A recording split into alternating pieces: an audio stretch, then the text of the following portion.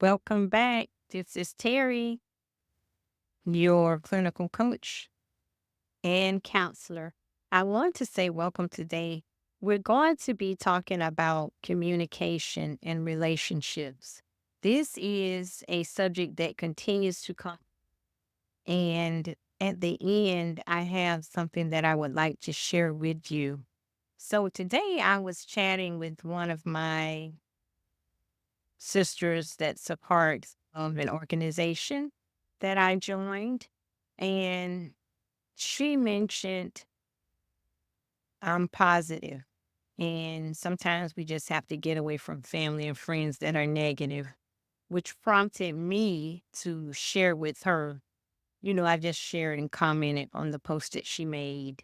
But this is a subject that comes up very, very often, and it's one that we can't get away from because sooner or later we're going to encounter a difficult situation, some type of challenge, or somebody that has a negative attitude. And I just want to talk about 4 reasons why we should not just cut people off. 4 reasons on why we should not cut people off. But first, let's just talk about what would make a person be negative or disgruntled. Do we ever even think, ponder that? Do we ever imagine, hey, maybe this person is going through something or they have gone through something? Because believe it or not, relationships will always offer us an opportunity to grow or to either gain further distance. One of the two. That's what a relationship is going to do. I've told many couples that as they sought out premarital counseling, and when you're getting ready to get married and everything, and really, if you go into a good counselor, they're going to help you look at every area so that you can evaluate it and see where you really stand. So I am going to talk about what it is or what could be happening if a person is negative. For one thing, I just said, a person who's been through a lot. Yeah, everyone has been through some stuff, but not everyone has been through the same thing, and not everyone has resolved it. So, someone who may have been through a very tough time, a lot of trauma, who may have unmet needs. These are some of the reasons why people may come across as being negative. And they may be being negative. They may have that outlook on life because they're framing it according to what they have gone through or what they're going through.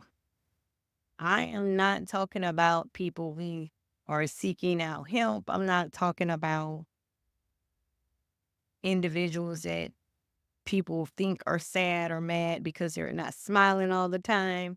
That's not what I'm talking about. I am talking about people who really have gone through a lot of issues and they are hanging on by the thread. That may be their cry for help.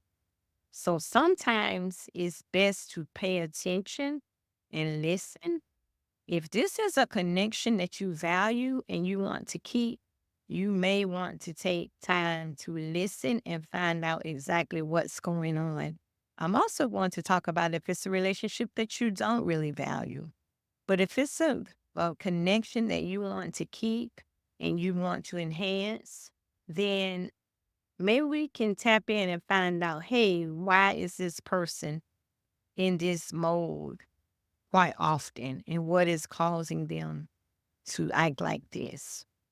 Another situation is when someone is talking to us, are we listening or are we already preparing an answer? Are we listening? Now, we want to be understood, but are we listening and understanding? Listening to understand? Are we doing that?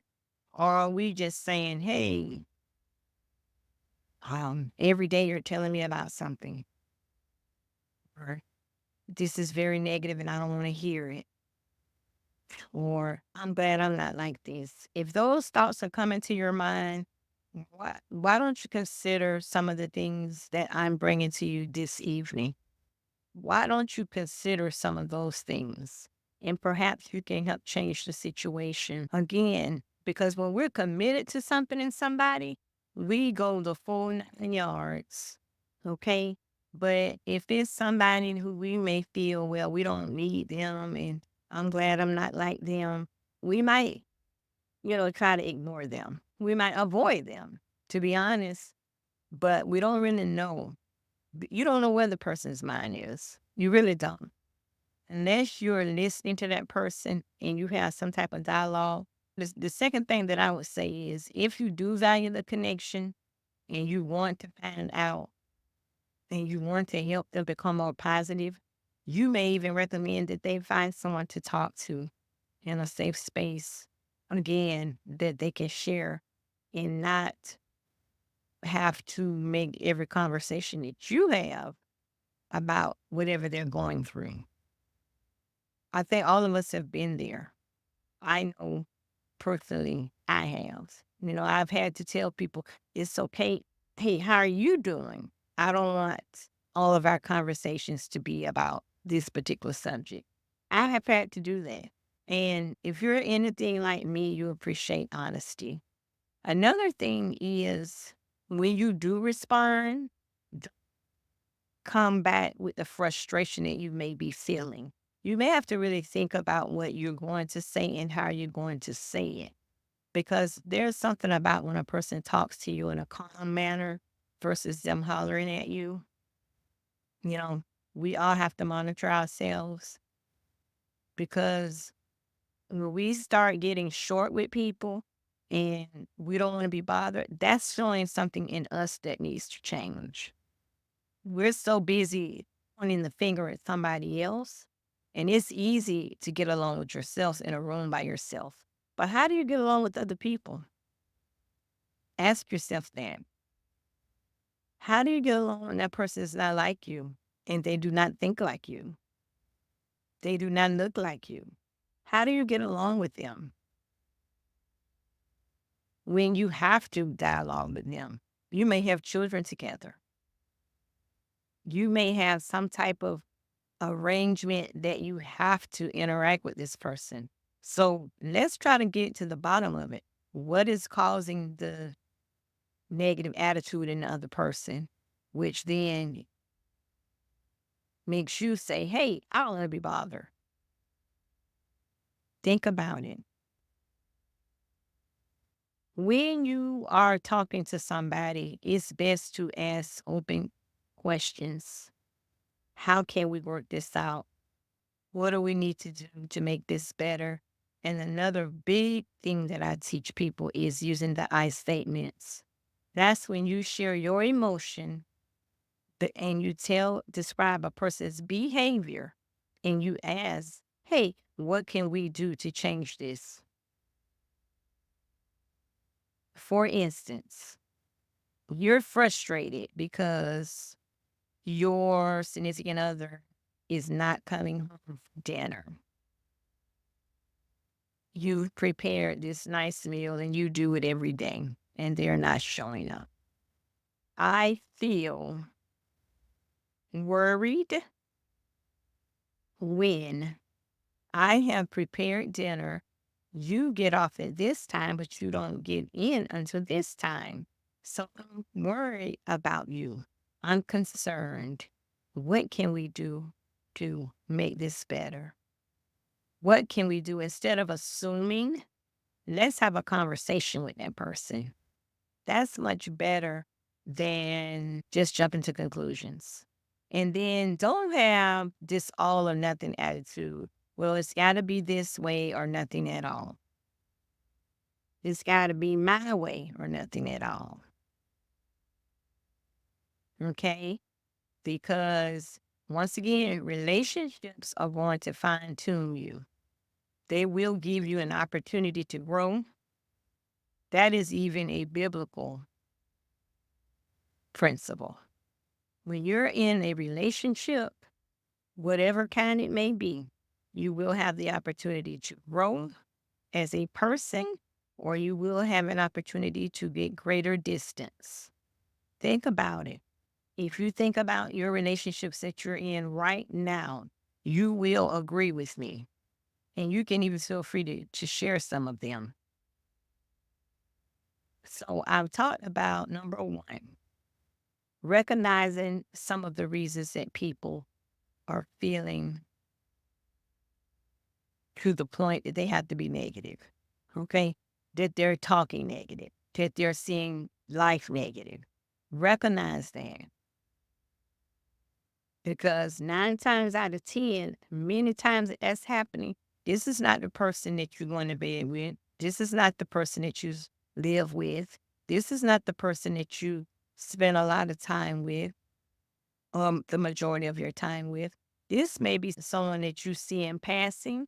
This may be someone that you see at church. This may be someone that you see at community events. This may be someone that you don't see very often, or it may be like a coworker. We don't know.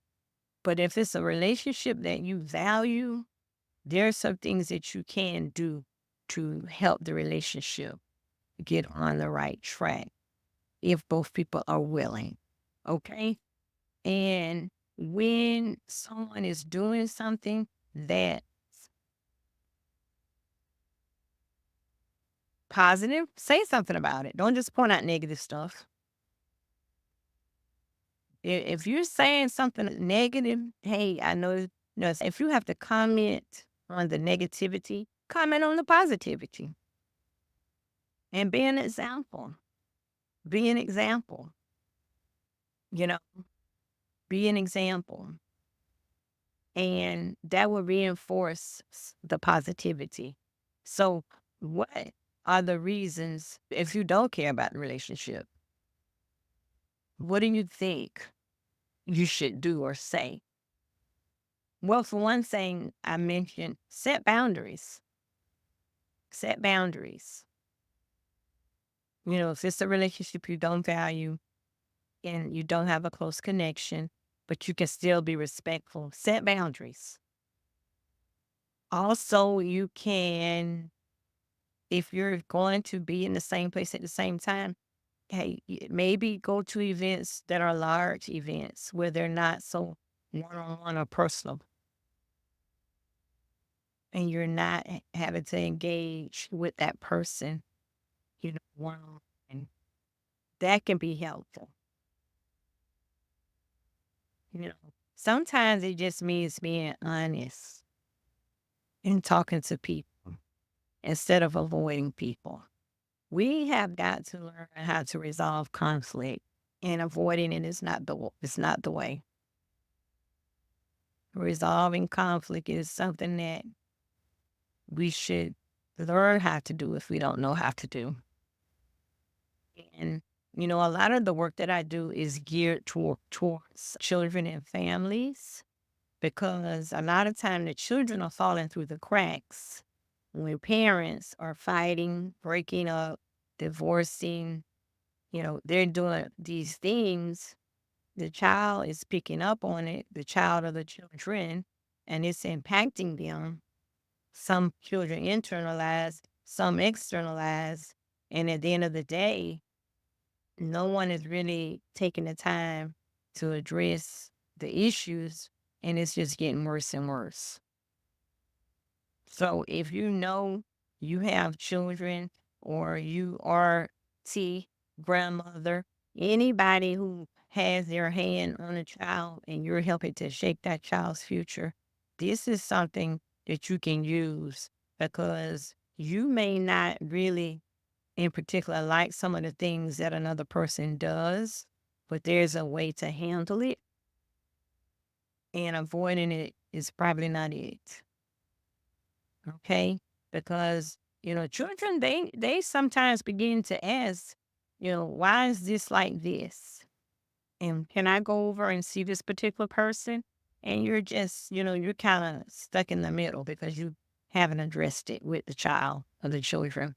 So, growth and empathy. If you're willing to grow, you will develop empathy, and you won't be so judgmental or quick to throw up your hands and say, I'm done.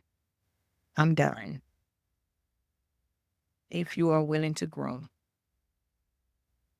If you are a person that is really concerned about strengthening bonds in your family, you know that you got a long road to go, then that might be the time that you say, hey, I'm committed to change. So, number one, growth and empathy. Two, commitment to change. If you care about a relationship, you will show a level of commitment.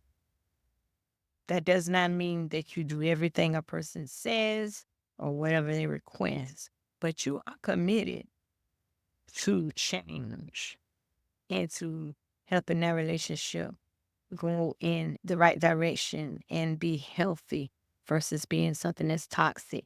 Also, you want to look at, what am I doing to grow? What role am I playing? What role am I playing? Because in every situation, we all play a role. You may be doing something and you think it's so great and wonderful, and you're doing it, you know, in the name of love, and it may not be doing any good.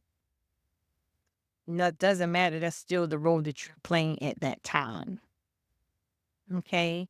This is not about pointing fingers. It's about being self aware so that you can make the adjustments you need to make versus just throwing up your hands saying, hey, I'm done. And I just don't want to talk, people do that sometimes because it's easier. Relationships can be challenging, but are they worth, and is it worth it? Especially if you have children involved. Don't be a person that wait until it's too late and then you regret it. We tend to say tomorrow. No, tomorrow's not promised. We tend to say tomorrow, tomorrow, tomorrow.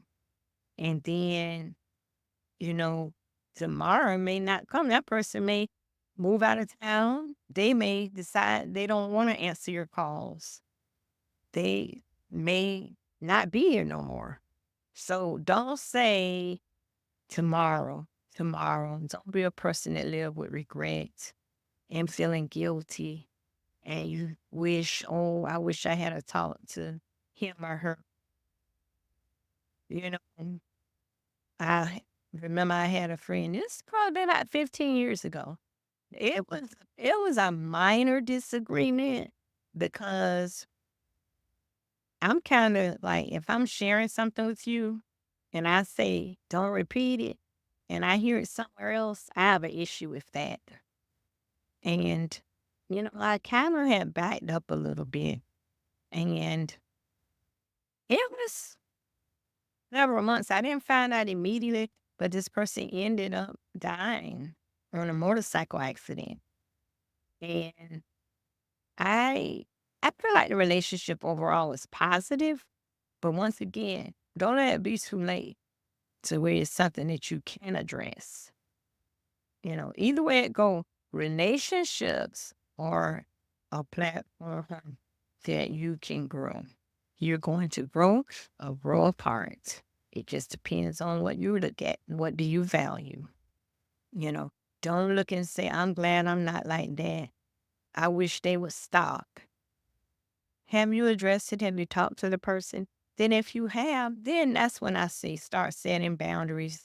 Start saying, I may just have to see this person in this scenario, maybe family outings. Maybe we can't have one-on-one meetings.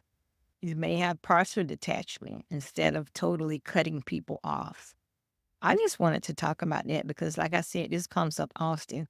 And at the end of all of my descriptions, I put links in.